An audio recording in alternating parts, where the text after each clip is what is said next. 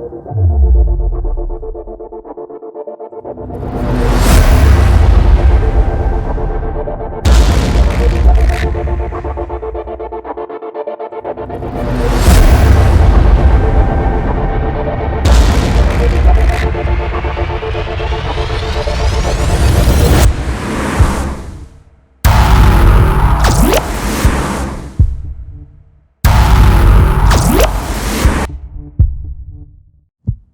points are Nazario Ortiz overpass Luis Echeverria from north to south. Beca Ranza on the bridge that takes you to Galeries from north to south at the highest of Soriana San Isidro. Sebastiano Carranza at the highest of INS2. The problem of traffic in Saltillo is very complex to tackle it. We have divided into sections: current situation, consequence, and solution. Neuronal. What do we know about the inner workings of the human mind? Surely everything. The human doing from designing skyscrapers to composing symphonies is not the product of simple cellular interactions. And yet, it might be because everything that humans do or think or feel is a result of these basic units of the brain structure. The neurons. The human brain contains more than 10 billion neurons.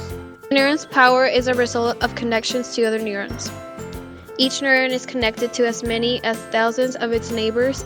These trillions are connected. Basic structure consisting of the cell, body, dendrites, and axil, and these neurons are essential to life because they make us do what we do and say what we say. The place where all the metabolic activities happened, the synaptic center of the cell, is the cell body. The dendrites receive messages from the more branches a dendrite has, the more information a neuron can receive. Axons pass messages away from the cell body to the end of the cell.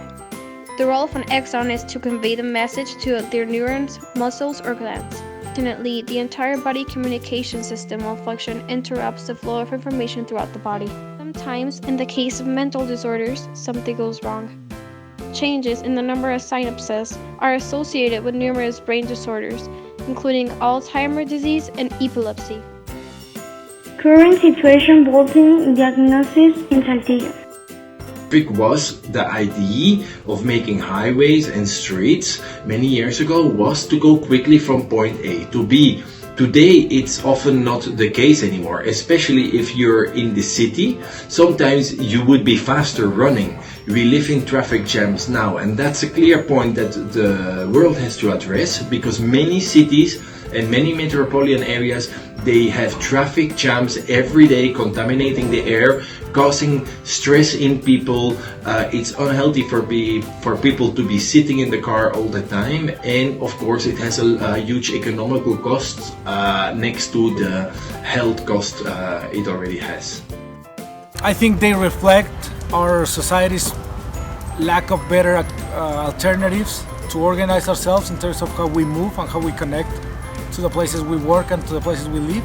So they are the consequence of poor city planning and bad decisions as part of us citizens. Bueno, tenemos lugares, zonas donde se concentran más escuelas, como secundarias, primarias y preescolares, donde tenemos más flujo vehicular. It's very heavy. It can be really nasty, especially in the mornings and in the evenings, even on weekends. Tools or consequence that we are living the inhabitants of Saltillo. Climate change. Right now we have a hurricane coming, like near Texas. That doesn't happen very often, and we've seen time to time how the climate is changing and affecting us very differently than what it used to be. So I think that affects us, like right now, not only in the future. It's just gonna keep getting worse if we keep going this way.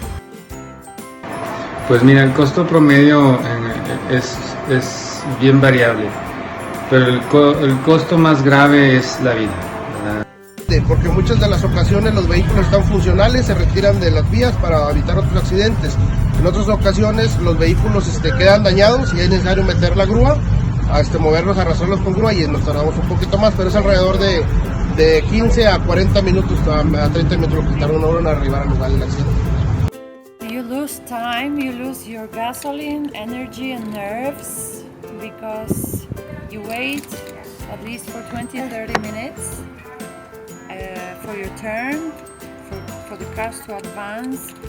And people who don't want to wait in the line try to get in by force, and this makes it very stressful, so it affects me a lot if I go this road.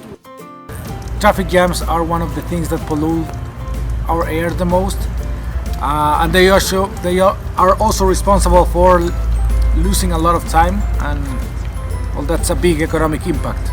Solution proposed by experts and approaches for the future. In fact, I believe there is not one solution. We cannot get rid of the cars. What we can do is many solutions, implement them all at the same time. The first thing we have to do is, especially in the United States and Mexico, in the north of Mexico, people, they are not familiarized with public transport. If we have tram lines, metro lines that work electrical, it can transport a lot of people, and they just don't exist. There is a little metro in Monterrey, but Saltillo has nothing, Torreon has nothing. In general in Mexico, you don't find good public transport systems. Okay. The other thing we can start doing is, in fact, get rid of the internal combustion engine. I mean, this thing was designed, and it's very many decennia ago, and it's built with still the same technology as we used in the days. So now we're 2017, we have the technology for hydrogen cars, we have technology for electric cars, and we still don't see them on the road. So there's a big question mark there. Why do we still choose for those contaminating and polluting solutions? Well, we have already good other solutions that can be implemented. We definitely have to change our patterns of movement and consumption. So we have to stop using cars. We have to start using more public transportation, and when possible, sustainable vehicles like bicycles or just walking. So we have to change our attitudes first, but then we also have to change the type of cars we're. Within the car industry, we have different solutions like the electric cars. So Tesla is growing very big, and hopefully it will be one day will be mainstream, so we can stop polluting because of gasoline and like motor vehicles, and move more to a more earth-friendly solution like electric cars. Pues bueno, de evitar los accidentes nos hace falta a todos mucha educación vial, desde respetar a las personas que andan en bicicleta, que andan en motocicleta, respetar los límites de velocidad, no invadir el carril, y desde luego nos hace falta pues más cuerpos de tránsito, más policías de tránsito, y esto es cuestión de educación vial.